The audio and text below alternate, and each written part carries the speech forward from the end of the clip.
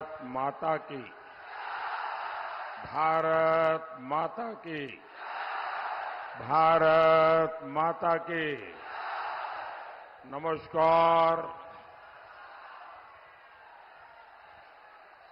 मंदिर शहर विष्णुपुर के আমি প্রণাম জানাই।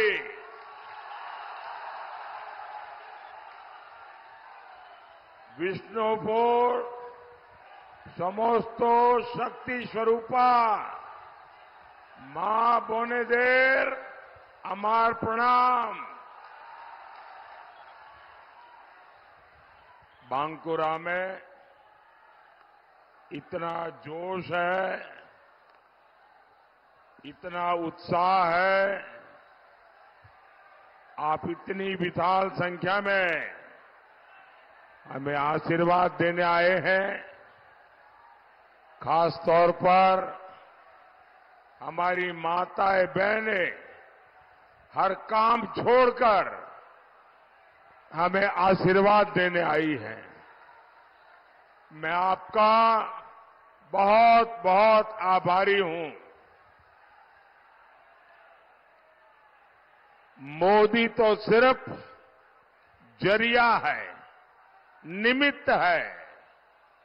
मोदी आपके सपनों को अपना सपना मानकर, अपना संकल्प लेकर आपके लिए निकला है।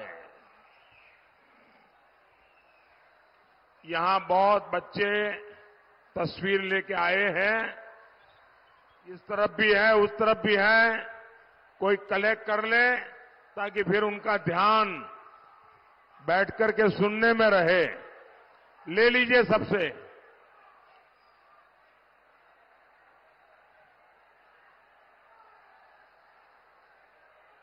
दोनों तरफ जिसके पास हो सब कलेक्ट कर लीजिए भाई। अब बाकी लोग आराम से बैठिए और वो जो बड़ा बोर्ड है ना नीचे रखिए, पीछे लोगों को दिखाई नहीं देता है। आप नीचे रखिए, आप उसको भी नीचे रखिए। ये बोर्ड नया है, वो नीचे रख दीजिए, वहीं पर रख दीजिए। शाबाश, इतने अच्छे लोग हैं आप।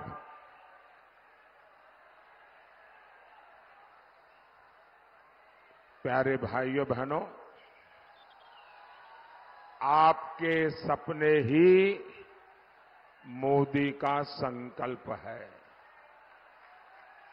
आपनार सपनों मोदी संकल्पो। भाइयों और बहनों, मोदी को अपने लिए कुछ नहीं करना है। न मुझे अपने किसी भतीजे के लिए कुछ करना है और ना ही मुझे किसी भाई के लिए कुछ छोड़ना है। मुझे बांकुरा के जंगलों में बसी मां, बेटे, बेटियों के लिए काम करना है। मुझे गरीब, दलित, आदिवासी परिवारों के बच्चों के लिए विकसित भारत विरासत के रूप में छोड़नी है। इसलिए मैं आपसे तीसरी बार आशीर्वाद मांगने आया हूं। यहां विष्णुपुर से हम सबके साथी हमारे सौमित्र खान जी और बांकुरा से सुभाष सरकार जी, इनको भारी वोटों से विजयी बनाइए, दिल्ली भेजिए और मोदी को मजबूत कीजिए। आपका एक एक वोट सीधा मोदी के खाते में जाएगा, मोदी को मजबूत करेगा और मोदी को ऊर्जा देगा। मेरे साथ पूरी ताकत से बोलिए, फिर एक बार, फिर एक बार, फिर एक बार, फिर एक बार, आभार एक बार, आभार एक बार, आभार एक बार। भाइयों और बहनों, टीएमसी हो, कांग्रेस हो, लेफ्ट हो, ये पार्टियां तीन अलग अलग दिखती है, लेकिन पाप, उन सबके पाप एक जैसे ही है।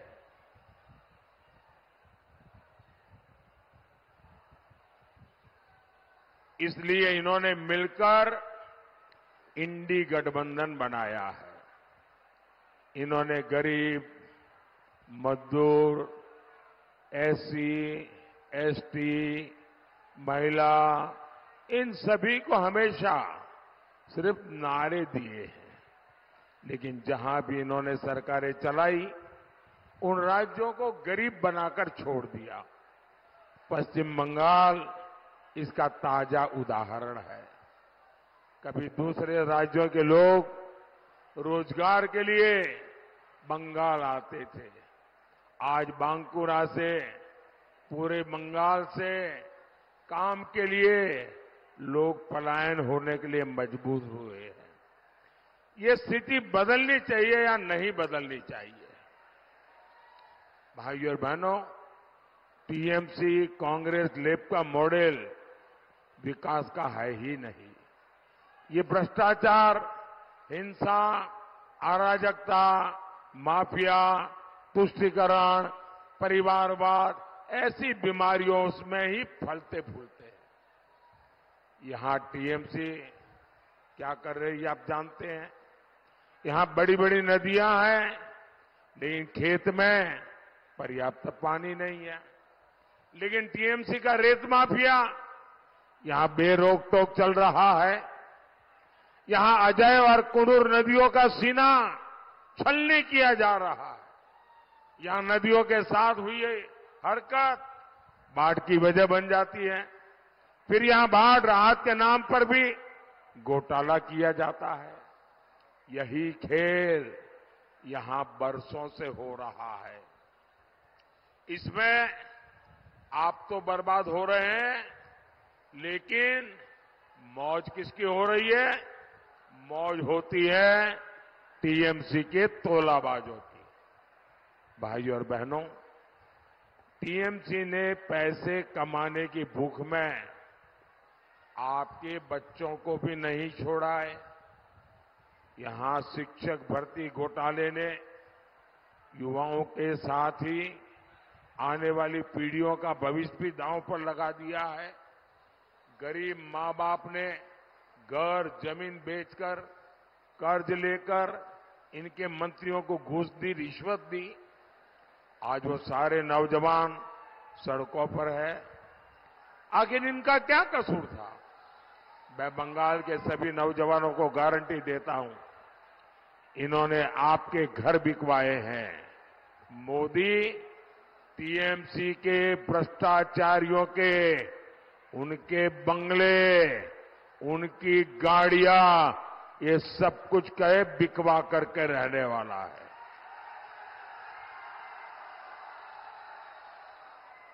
और इतना ही नहीं, मोदी कानूनी सलाह ले रहा है कि कैसे आपका लूटा हुआ पैसा आपको वापस मिले।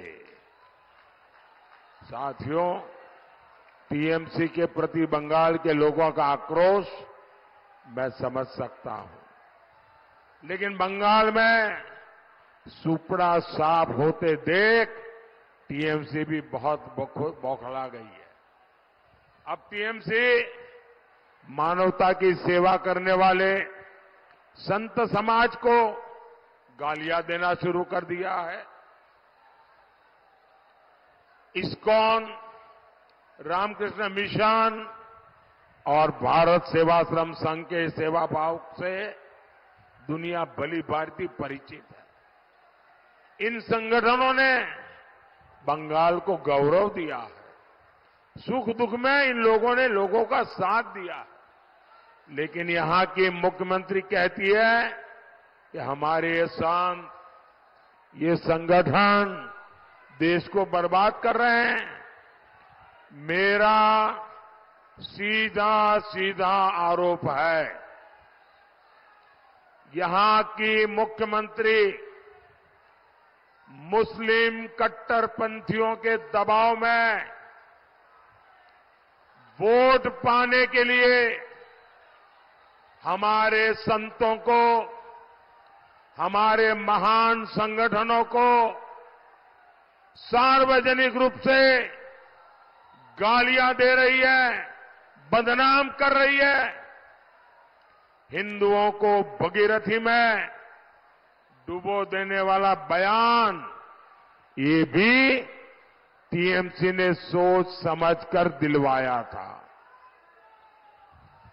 वोट बैंक के दबाव में टीएमसी लगातार संतों को अपमानित कर रही है, बंगाल की परंपरा को अपमानित कर रही है।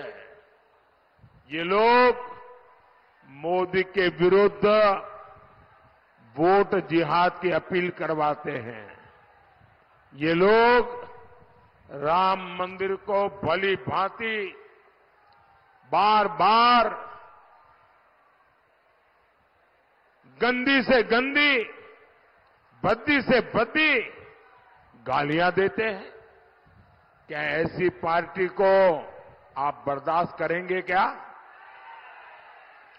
बंगाल टीएमसी की तुष्टीकरण की नीति का जवाब वोट से देंगे कि नहीं देंगे?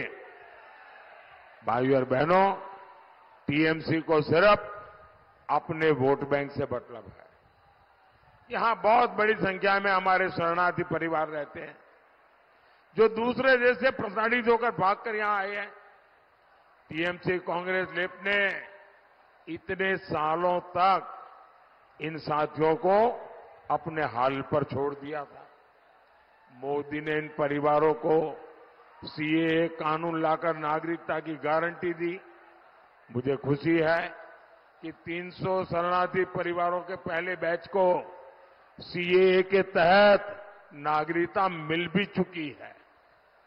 पश्चिम बंगाल के सभी शरणार्थी परिवारों को भी अब तेजी से नागरिकता मिलने लगेगी। ऐसे काम होते हैं तभी लोग मोदी की गारंटी पे भरोसा करते हैं।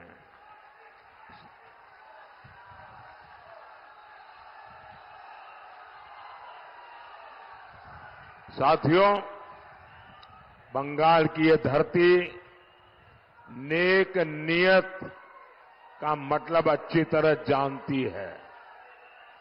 दुर्भाग्य से आज बंगाल में जो सरकार है उसकी नीयत में ही खोट है। मोदी दिल्ली से मुफ्त चावल बेचता है ताकि एससी एसटी गरीब परिवार की किसी मां को अपने बच्चे भूखे न सुलाने पड़े।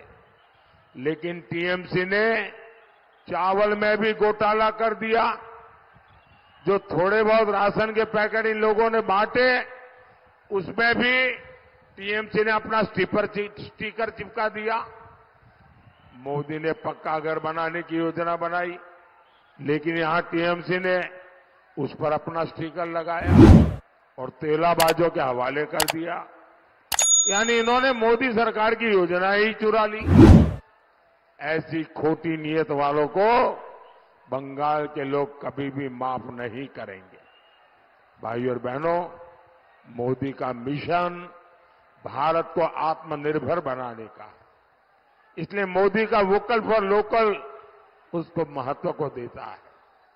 यहां बालू चौरी साड़ियों की ताकत है, हमारे बुनकरों का शिल्प मेहनत है, यहां टेराकोटा का इतना शानदार काम होता है। हमारी सरकार ने इनके लिए भी योजना बनाई है, लेकिन टीएमसी सरकार उन योजनाओं का लाभ आप तक नहीं पहुंचने देती। भाइयों और बहनों, मोदी गांव की बहनों को सेल्फ हेल्प ग्रुप से जोड़ रहा है, उनको बैंकों से मदद दिला रहा है, मुद्रा योजना से बिना गारंटी का लोन बहनों को दिलवा रहा है ताकि वे अपना रोजगार शुरू कर सके। मोदी ने गारंटी दी है कि 3 करोड़ बहनों को लखपति दीदी बनाऊंगा। इसमें आदिवासी समाज की अनेक बहनें हैं, वो जनधन केंद्रों से जुड़ी हैं। साथियों, भाजपा नारी का सशक्तिकरण करने वाली पार्टी है। आज भारत के राष्ट्रपति एक आदिवासी बेटी है। पहली बार आदिवासी समाज की बेटी देश की राष्ट्रपति के रूप में बैठी है। अनेक देशों की महिलाओं के लिए संसद और विधानसभा में आरक्षण की मांग होती थी। मोदी ने यह गारंटी भी पूरी की है। लेकिन मां माटी मानुष की बात कहने वाली टीएमसी ने यहां क्या किया? टीएमसी यहां बेटियों के साथ अत्याचार कर रही है। संदेश खाली में पहले टीएमसी के नेता ने पाप किया, फिर पूरी टीएमसी सरकार उस अपराधी को बचाने में जुटी गई। ये कितनी भी कोशिश कर ले, बंगाल की बहनों के साथ अत्याचार करने वाले हर दोषी को सजा मिल करके रहेगी।